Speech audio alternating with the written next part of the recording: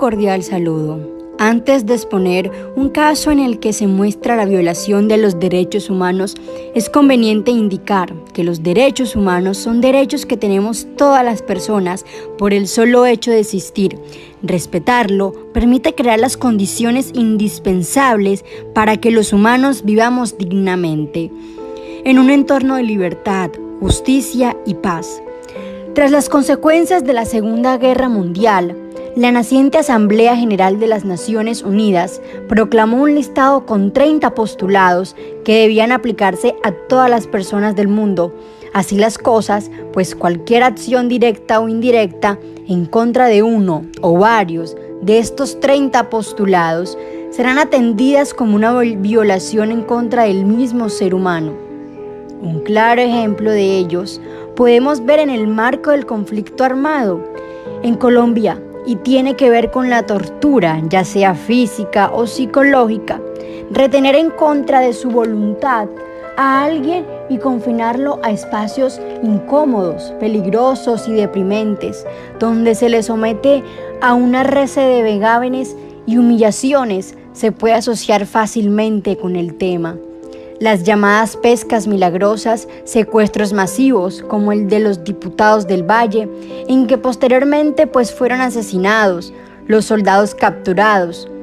Luego de las tomas guerrilleras de Patascoy o incursiones paramilitares como el del Aro, fueron en su momento el inicio de una serie de torturas que afectaron enormemente a quienes padecieron tales acciones y que violaron puntualmente el quinto postulado, el cual reza libremente, abro comillas: un ser humano no puede ser torturado ni recibir un trato vejatorio. Los castigos físicos están totalmente prohibidos, así como los tratos humillantes o que denigran a la persona. Ante esto, diferentes organizaciones gubernamentales y no gubernamentales han actuado de forma decidida como intermediarios con el fin de permitir las negociaciones que posibilitarán el fin de la retención y de paso la tortura recibida por parte de los capturados. En muchos casos sí se logró dicha negociación, como por ejemplo donde intervino la ex senadora Piedad Córdoba, o gracias a la astucia de las fuerzas militares que permitieron acciones como la de la Operación Jaque, que permitió la liberación de Igrin Betancourt, y un grupo de militares que llevaban hasta 12 años capturados en la selva del sur de Colombia. En la actualidad, gracias al proceso de paz, las acciones de este tipo han disminuido, pero aún existen acciones que ponen a tortura como uno de los factores de violación de derechos humanos más concurrentes de nuestro país.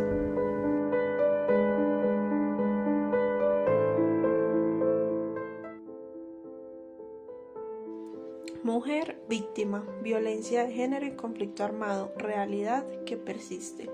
En Colombia, la violencia contra la mujer ha sido usada como un mecanismo de dominación y poder.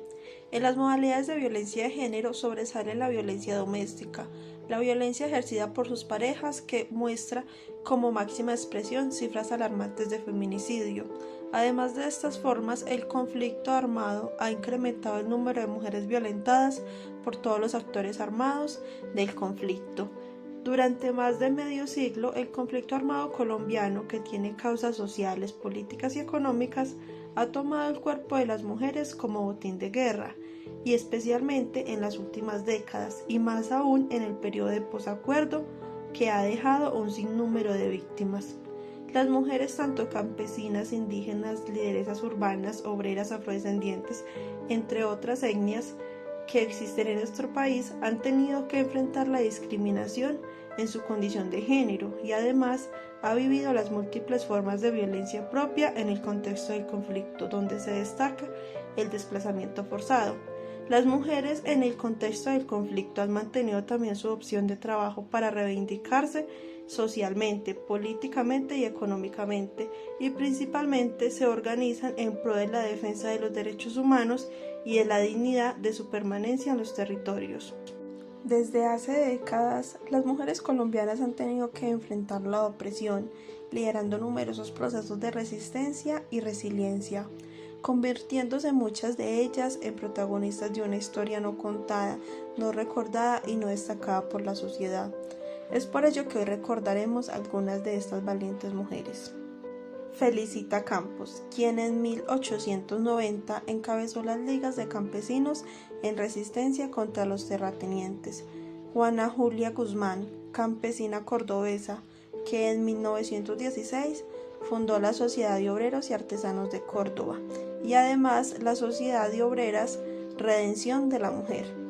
Besabeth Espinosa, obrera textil, quien en la década de 1920 en Bello, Antioquia, organizó a 300 mujeres para exigir el aumento salarial. Valerosas mujeres colombianas han conseguido reivindicaciones históricas como los derechos de bienes patronales en 1933, el derecho a la educación superior en 1936, el derecho al voto en 1957. Las mujeres consiguieron derechos como igualdad y la no discriminación de raza o sexo en la Constitución de 1991. Aquellas víctimas del conflicto que valerosamente han alzado su voz para reclamar la justicia, como es el caso de las madres de Soacha, quien perdieron a sus hijos víctimas de los denominados falsos positivos y que hoy en día siguen exigiendo verdad, justicia y reparación. La victimización de las lideresas en Colombia ha sido sistemática. A través de décadas de conflicto armado, históricamente las mujeres, niñas y niños han sido los más vulnerados en sus derechos y marginados por parte del Estado.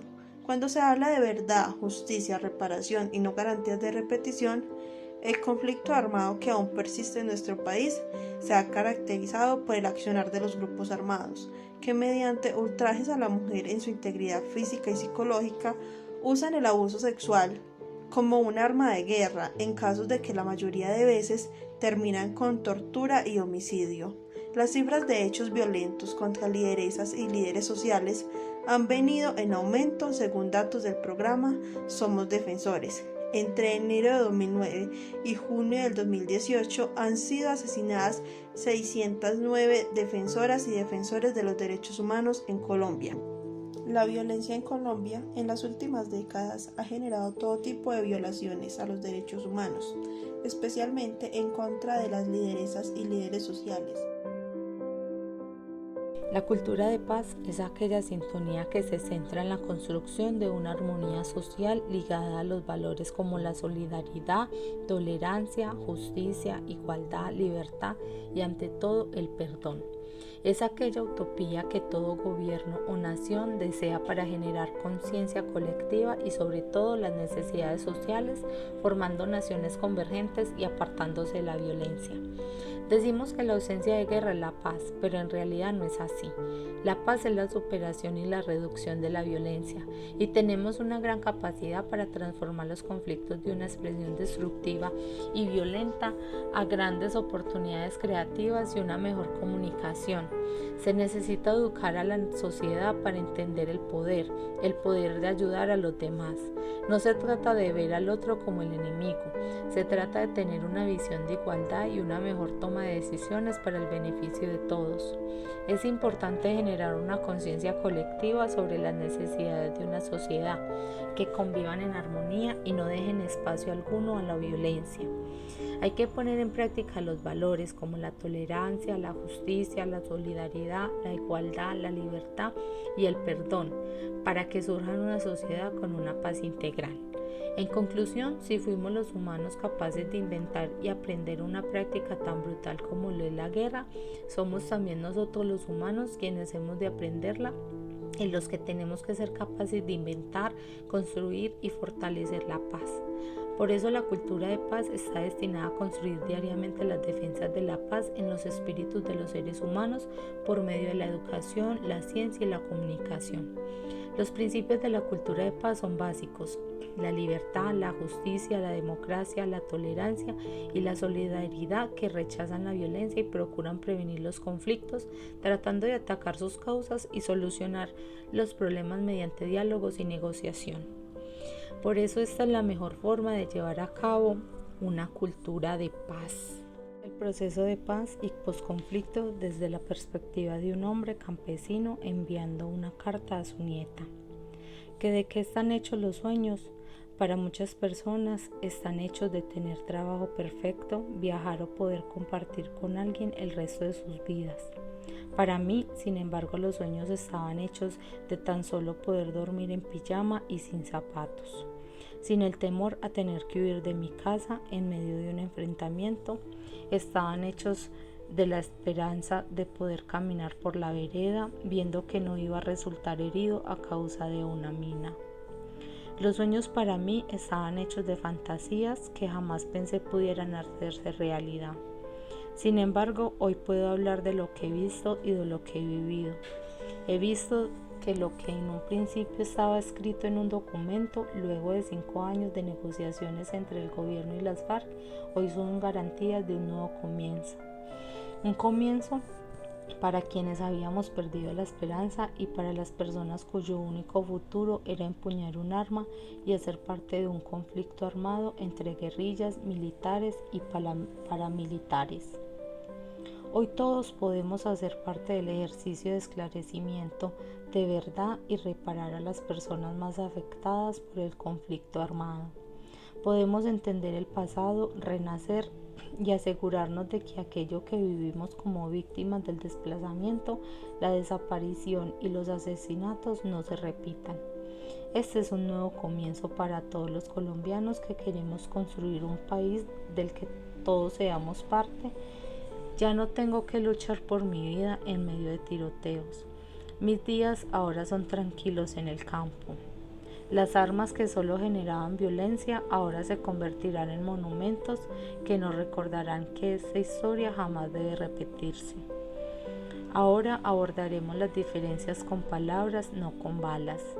Ya no escuchamos hablar solo de muertos y desaparecidos.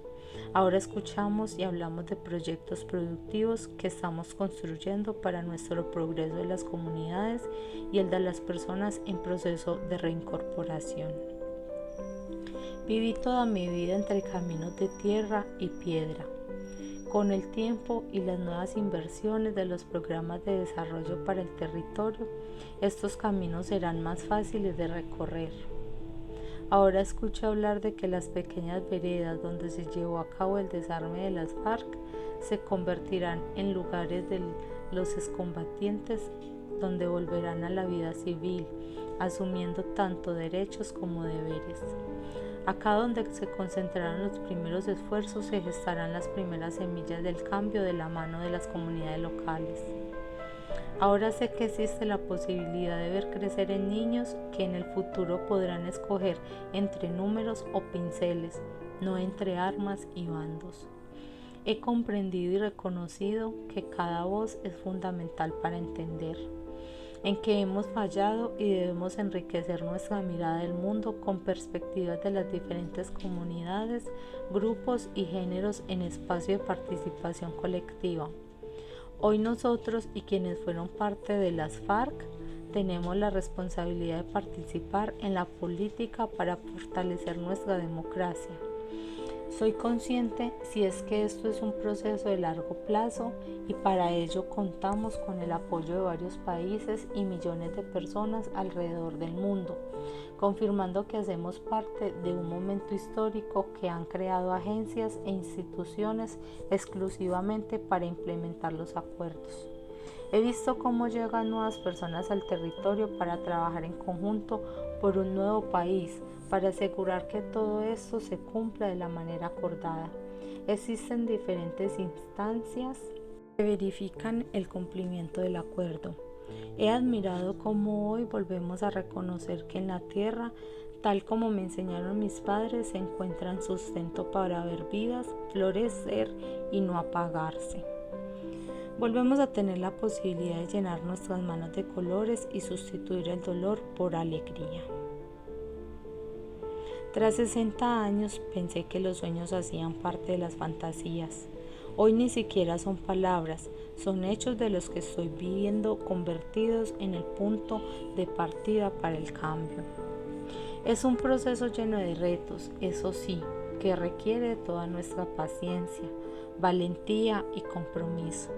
Pero será necesario para que el día en que me preguntes de qué están hechos los sueños, poder decirte: con toda certeza están hechos de tranquilidad y de oportunidades para que puedas construir todo lo que desees. Estará en tus manos y en la de cada uno de los colombianos tomar las riendas para hacer su sueño realidad. En cada hogar, en cada calle, vereda o comunidad. Existe ahora la posibilidad de reorganizarse e involucrarse con las diferentes agencias e instituciones para crear nuevas misiones del futuro. Ya dejamos de ser espectadores para convertirnos en los protagonistas de nuestra propia historia.